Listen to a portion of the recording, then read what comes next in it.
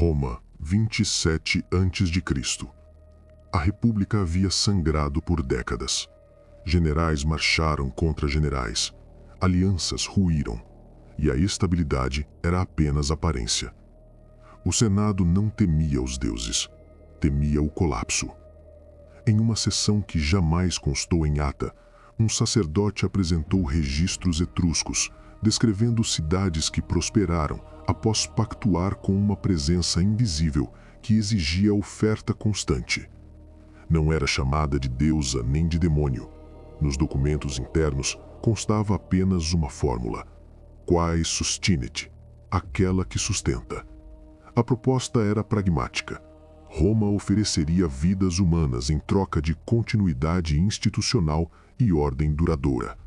Não haveria templo público nem culto aberto, apenas execução regular, confidencial e precisa. O acordo foi aprovado sem registro oficial. Roma não se ajoelharia, Roma negociaria. O primeiro escolhido foi Lucius Aelius Varro, um conspirador cuja morte beneficiaria o Senado. A crucificação começou na praça e foi interrompida antes da morte completa. Ainda respirando, foi levado aos túneis antigos sob a cidade. Ali foi suspenso por ganchos atravessando os músculos dos ombros, posicionados para prolongar a consciência. O sangue era coletado em recipientes de bronze. Fórmulas rígidas eram recitadas. Roma acreditava que, sem ritos funerários adequados, a alma não alcançava os manes, os espíritos ancestrais. Sem cremação ou sepultamento, o espírito permanecia inquieto, preso entre o mundo dos vivos e o dos mortos. A punição não era apenas matar, mas impedir descanso eterno. Quando a respiração cessou, o corpo não foi removido. Permaneceu suspenso nas galerias. A oferta precisava permanecer visível para quae sustinet. Naquele ano, Roma venceu campanha considerada perdida. O rito não permaneceu isolado, ele acompanhou o crescimento do poder romano. À medida que províncias eram anexadas e legiões avançavam, o calendário confidencial tornou-se instrumento de sincronização política. O Senado coordenava datas de julgamento com campanhas militares estratégicas. Governadores provinciais recebiam instruções indiretas para acelerar processos contra indivíduos específicos. A morte pública mantinha a aparência de justiça. A execução subterrânea mantinha equilíbrio invisível.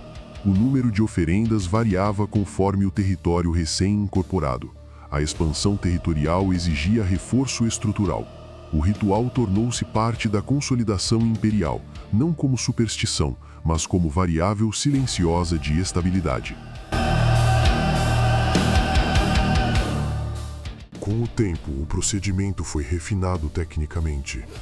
A idade do condenado determinava o tempo de resistência previsto. A estrutura óssea influenciava o posicionamento exato dos ganchos. A profundidade da perfuração era calculada para preservar a capacidade respiratória por hora sem provocar colapso imediato. O intervalo entre retirada da praça e suspensão subterrânea era cronometrado. A coleta de sangue seguia a quantidade estipulada. A disposição dos corpos obedecia a alinhamento fixo voltado ao centro da câmara principal.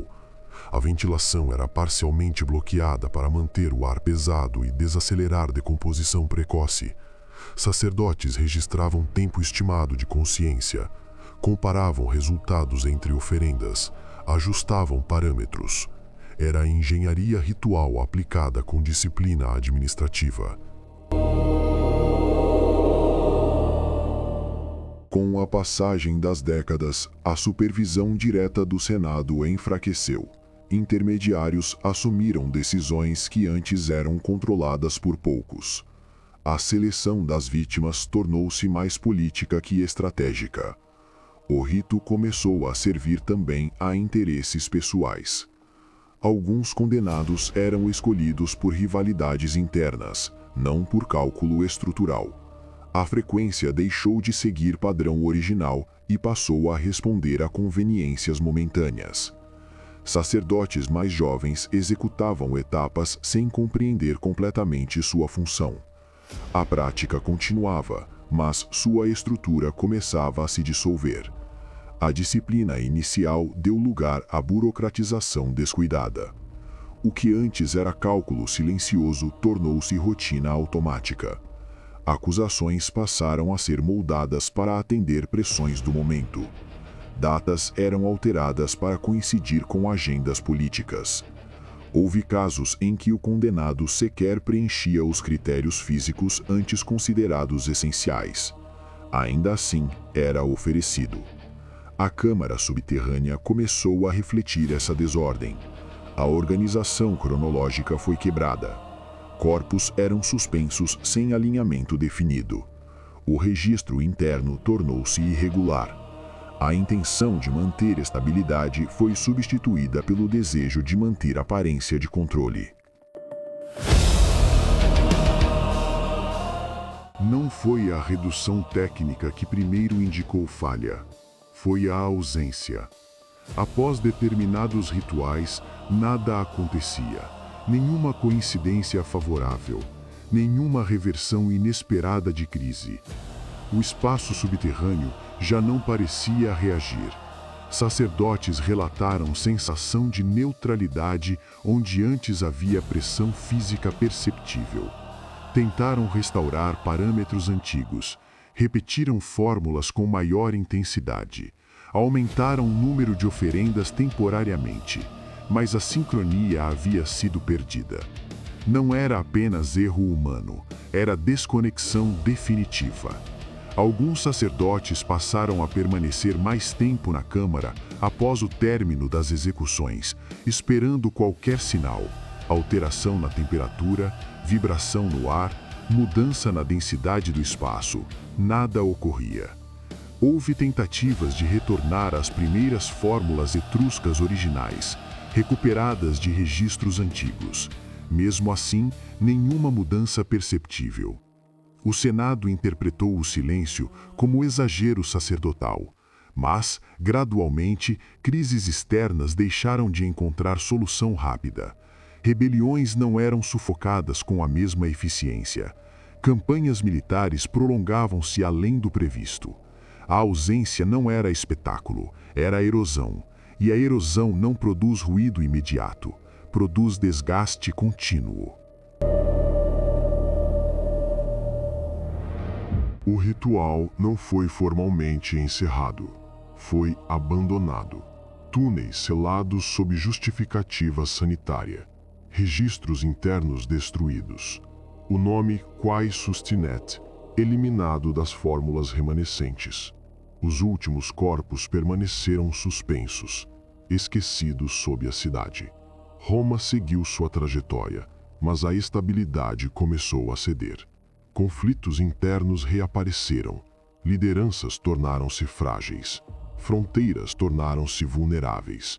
A decadência ocorreu em erosão contínua. Roma acreditou que sua grandeza era autossuficiente. Eu observei o primeiro corpo suspenso. Observei a expansão sincronizada com o rito. Observei a corrupção interna. Observei o silêncio antes da queda. Roma não caiu apenas por invasão externa. Caiu quando abandonou aquilo que a sustentava. Quae Sustinet não foi destruída, foi deixada. E algo que sustentou um império por séculos não desaparece porque é ignorado. Permanece onde foi alimentado. Eu sou o observador e continuo. Diga-me, você acredita que uma estrutura pode prosperar indefinidamente sem pagar o preço de sua própria estabilidade?